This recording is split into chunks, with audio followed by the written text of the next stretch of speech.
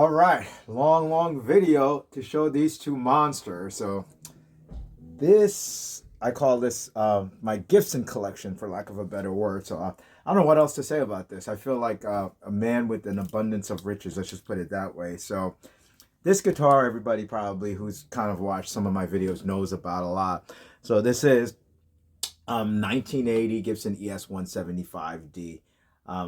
What can I say? It's a beautiful guitar. It's the arch top that I gauge all of my other arch tops against. So basically, if you can't get a Gibson sound, you're not going to end up with me. Let's just put it that way. So there's something about Gibson, specifically arch tops, that I've always loved, and especially the ES-175. I've done a number of videos on it and stuff. It's the dark sound of it. I mean, you know, I have Eastmans, I own a Benedetto. I've tried every other arch top. I always go back to this, and even I did a video of my Benedetto where I kind of traded this specific 175 for, and I went back and got it. It's just a sound that's ingrained in my ears. Even my Lombardozzi, when I set that thing up, I try to replicate the exact sound. So it's a dark chocolatey sound, and you know, all of the masters played 175 from that perspective. So in any event, though, this I've had for several years. It's going over 10 years. So this is my baby, and this is the one that started everything in terms of my love of jazz, period.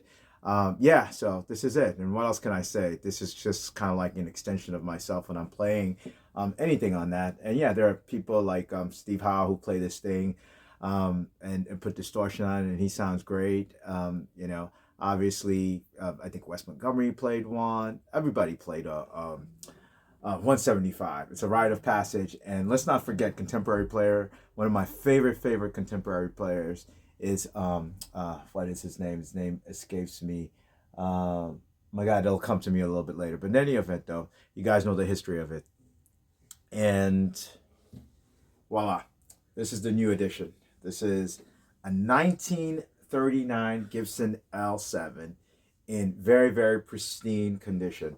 And you guys have seen a couple of videos, but I haven't really said anything about this guitar. And it's funny how I ended up with this guitar. So I was at a music store, and I actually bought my D18 to AB it against a Synchro Mahogany D18. And so I went into the little music room, and I'm playing my D18 and against the Synchro Mahogany.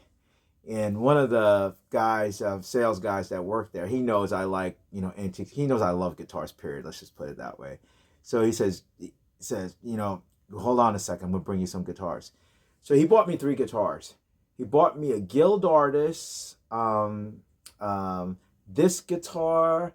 I'm trying to think what was the third one. I forgot the third guitar. A Guild, this Gibson, and something else. A Heritage. And a Heritage Eagle. Those were the 3. I stopped playing when I saw this guitar. Let's just put it that way. I totally forgot the A-being I was doing with the 2 D18s, and I picked up this guitar.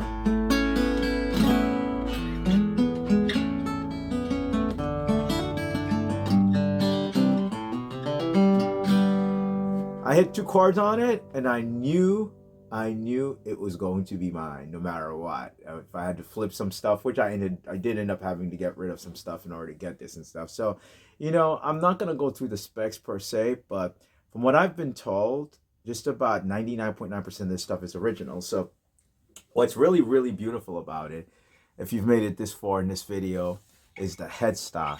I don't know what the specific names of this thing is called, but I think they're like window panes. It's got these really beautiful inlays on that. And what's crazy about this is Brazilian rosewood. So this is Brazilian rosewood. The fretboard is original. I love this design. So it's not the block inlays like the 175 and some of the other Gibsons. So like this one has a block inlay, and this has this beautiful. I just love it. And if you can tell, this thing for a 1939 guitar is in pristine condition for that. Okay. And beautiful aging on the neck itself. Just feels good in your hands, right? You can't smell it. And then I do want to show you one thing before the video is done, which is the guitar case before the end. It's got the original guitar case, which is sick. So you've got everything original. The pick guard is not. The original one got gassed off. And this is the one that's debatable, whether or not the tailpiece is original. The reason is, when I saw it, I said, there's no way this is original. But my tech, Steve Morrell, says that he does think it's original. It's just remains shiny. Now, if you look at the tailpiece in this and the tailpiece in the 175, pretty much the same tailpiece. And this is from 1980. Again, there's a big difference between 1980 and 1939. But let's just say that's original. The bridge is original. You can't see the fact that it doesn't look shiny or anything like that. That's also Brazilian. What else? The tuning pegs are original on that, and they work fine. The nut was replaced, and I believe the frets have been redone. It must have, because I did a refret on the 175D and stuff. So let me show you the case. I'm gonna have to move this because this stuff is being propped on there. Give me 2 seconds on this. All right, I'm gonna have to stand up to show you the case. This is how you know this thing is old. If you look at the case, this is the original case that it came with. The latch, and I'll open it up. Still has the tag on that. So you see, nicely frayed. We'll open it up. Still don't know the correct direction this thing opens up. All right, here we go. There you go. Voila.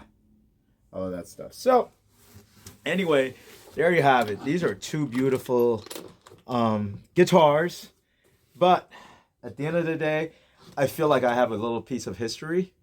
And they're more than guitars for me. This is one of those things that's a dream come true that I would ever have. Like I said, it's an embarrassment of riches. These are in my possession that I feel like it's hard for me to even play it or even express it in words. These are just some great instruments, and they're a little piece of history. They're not guitars, they're beyond guitars. If you're like into history, Americana, things of that nature, I've got two beauties, let's just put it that way.